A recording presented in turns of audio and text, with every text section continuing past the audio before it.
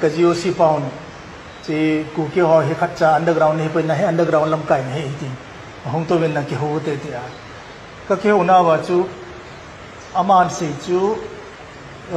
Kuki họ là tribal họ inclusive of Nagas the problem hi it is not a political problem but it's economic problem and unemployment problem ấy thì không thế số các gel đi dùng cái sản hạt bây giờ ý vậy cha basic vậy cái thế basic cái political expression nó clear luôn vậy chỉ là chú chỉ là đó chú cái lồng thì mà tổng khai gì chỉ là cô na chú committee xem muốn cái họ core head core chúng ta cái member cái hình amo hi thật sự là compensation hay là stipend or scholarship pay với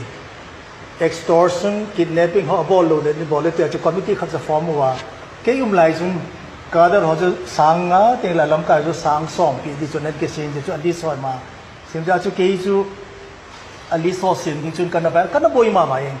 thì cái unit cái command chúng chú cái bôi bị bể này thì chú background nó có gì vậy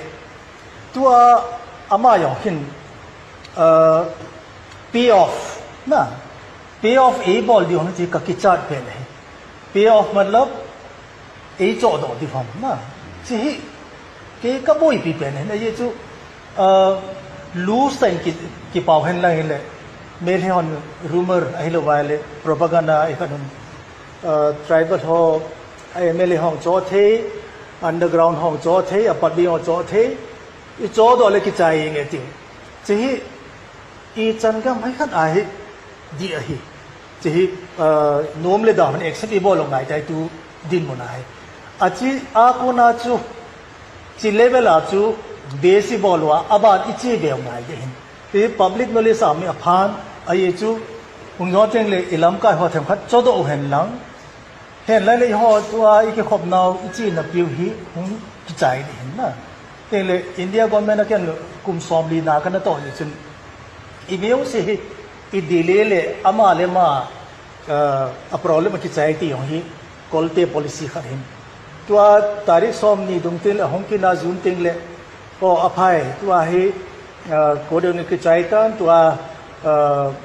accused sources हे की बोलचा त दिन तीन तिंग से थकी तिंग कहूं की हतिन थकी तिंग से लेकर से की हम ओके तो हे चा इसे ही कंड्यूसिव है पोन दिल्ली आहुन क्या दिल्ली आ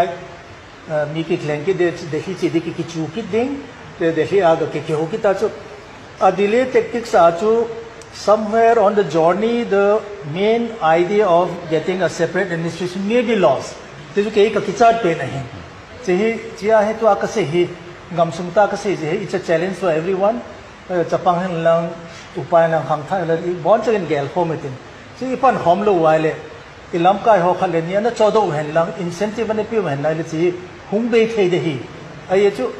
अमहो गैल दुंजुयांग जो गैल ले चुन अकिना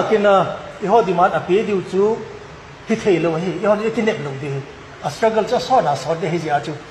long struggle dinga chu we have to take the first step chi ham ipan munu chu I goal post I chon lo diu ipan munu chu I tu det wale for example nagaten amu lo di sa head bang wa constitution to flag nate lo wale chi no kanom po be te apang det head chỉ mùi va thi to cả hay bằng để mùi va ông thi là bằng chung maybe narrative will change na chỉ là chúng tôi có say bằng chú